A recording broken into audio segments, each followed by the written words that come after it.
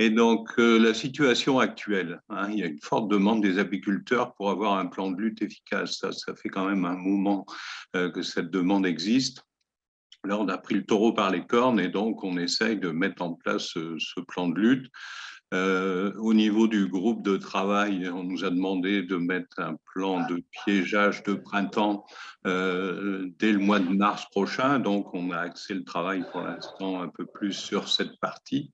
Et donc, mais ça ne nous empêche pas de mener les deux de front. Vous allez voir que pour lutter contre une espèce exotique envahissante, les frelons ont l'habitude, hein, il y a un plan à avoir et donc il y a plusieurs parties et c'est ce qui vraiment manque actuellement au niveau de l'apiculture. C'est un plan qui soit raisonné et qui soit sur toute la France, quoi. Donc, les objectifs du plan national de lutte hein, contre, j'ai corrigé, j'ai mis les frelons asiatiques, hein, parce que maintenant on a Vespa orientalis dont il faut s'occuper aussi. Donc, ça va nous obliger à changer parfois un petit peu les entrées de pièges. Donc, le but, c'est vraiment de réduire la pression de prédation des frelons asiatiques. Quand on disait ça il y a un an ou deux, les gens disaient non, il faut arriver à éliminer le frelon. Non, éliminer le frelon, c'est impossible. Donc, ce qu'on veut, c'est essayer de vivre avec. On vit avec le varroa, il faut vivre avec le frelon.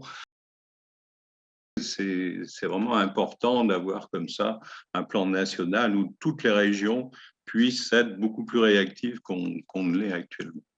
Donc, dans l'organisation d'un plan de lutte, hein, il y a la partie prévention, la partie surveillance et la partie lutte. Donc, la partie prévention, c'est organiser l'apiculture, donc communiquer. Et donc, ce groupe de travail GDS France FNOSAD, hein, il est représenté essentiellement par des apiculteurs. Donc, ce groupe hein, a l'habitude du terrain et donc essaie de composer comme ça avec ce qui marche déjà dans certaines régions ou certains départements et d'essayer d'en faire profiter l'ensemble des apiculteurs. Du coup, oui, je vais vous présenter un outil que j'ai réalisé il y a 4 ans, enfin j'ai commencé à réaliser il y a 4 ans pour le département de l'Ardèche et qui sert à gérer les signalements et permet le suivi de chaque signalement de nid ou d'individus de frelons. Donc de l'arrivée du signalement jusqu'à la destruction du nid. Donc comme il a été dit, je suis Christophe Moins, donc apiculteur amateur, j'ai une 50aine de colonies. Je fais partie du conseil d'administration du GDSA de l'Ardèche. Je détruis les nids depuis 2017, en Ardèche au début et en Drôme également. C'est à partir du moment où les pompiers ont arrêté de le faire, il a fallu se former pour protéger ces ruches. Donc voilà, c'est à ce moment-là que j'ai commencé. Donc l'outil en question, l'outil permet de centraliser donc les signalements, de les géolocaliser automatiquement et ensuite de les qualifier, ajouter des photos, ajouter des précisions sur les conditions d'accès au nid, ce genre de choses. De mandater des référents pour leur demander d'aller faire des vérifications de terrain si nécessaire, de mandater des entreprises 3D. Donc les entreprises 3D, ce sont les désinsectiseurs. 3D voulant dire dératisation, désinfection, désinsectisation. Et ces entreprises 3D peuvent ensuite, sur la plateforme, enregistrer leur rapport de destruction, indiquer s'ils ont réussi à détruire le nid ou pas, quelle méthode a été utilisée, quelle méthode sera utilisée pour le recyclage, entre guillemets, des nids, en tout cas le retraitement des déchets. La plateforme a le petit nom de lefrelon.com. Donc, pourquoi est-ce qu'il faut une lutte collective encadrée réglementairement? Parce que le frelon asiatique, on l'a vu, hein, s'installe partout chez n'importe qui. Parce que le frelon asiatique peut venir partout et à n'importe qui.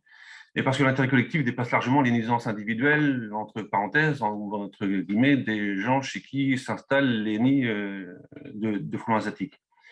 Donc, il y a plusieurs armes, il y a plusieurs choses à mettre en place hein, pour la lutte collective. Hein. C'est d'abord s'appuyer sur des arrêtés préfectoraux de lutte collective, ce qui permet d'emmener avec nous les collectivités, que ce soit les communes, que ce soit les communautés de communes, ou les EPCI en général, on va dire les communautés de communes, que ce soit les conseils départementaux, c'est toujours bien d'avoir des arrêtés préfectoraux, qui vont s'appuyer sur le classement de seconde catégorie, l'ex-classement de seconde catégorie du frelon asiatique, sur son classement espèces exotiques envahissantes, sur les classements, sur la notion de salubrité publique vis-à-vis des communes, du risque encouru donc par les gens sur un risque sur la voie publique, par exemple.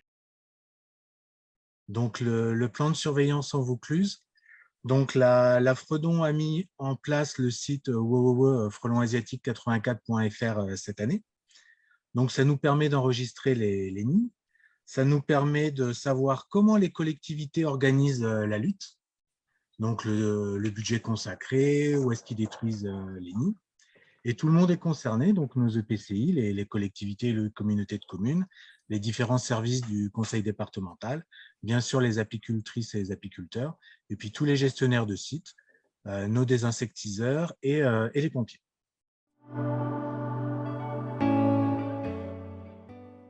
Donc le frelon oriental, déjà, le reconnaître, c'est le frelon qui est à gauche, Vespa orientalis, c'est un frelon qui fait la même taille que le frelon d'Europe,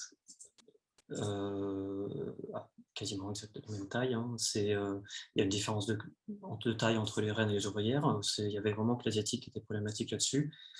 C'est un frelon qui est entièrement roux, avec juste un anneau jaune pâle sur l'abdomen, et le devant de la tête qui est jaune pâle. On le différencie facilement du frelon européen qui présente des taches noires sur le corps, et qui a un abdomen qui est rayé noir et jaune et qui paraît vraiment jaune quand on l'observe en vol. Et le frelon asiatique qui est entièrement noir avec un anneau orange, les pattes jaunes et la face orange. C'est un frelon donc, qui a été détecté le 22 septembre à Marseille lors d'une étude d'impact qui était menée par le bureau d'études des Cotonnias dans une friche industrielle du quartier de Le Cabucel. Et ils avaient capturé 50 individus des 3 castes. Donc il y avait, je crois, une seule reine, des ouvrières et des mâles. Donc, ce qui était le signe qu'il y avait déjà une colonie qui était en cours de reproduction. Cet article a été publié le 5 octobre. Et donc, dès la publication de l'article, le jour même, on a lancé un appel à vigilance via le site Frelon Asiatique, en lançant une quête sur notre application INPN Espèce. Donc, on a envoyé l'information à toutes les personnes qui ont l'application INPN Espèce, qui est une application plutôt orientée biodiversité et inventaire de biodiversité participative. J'ai averti donc DREAL, DDPP, donc les préfectures, Fredon, GDSA, l'ITSAP bien sûr, et les ministères environnement et agriculture. Et bien sûr, j'ai contacté les auteurs rapidement pour les inciter à rechercher le nid et à voir ce qu'il fallait faire, enfin procéder à la destruction.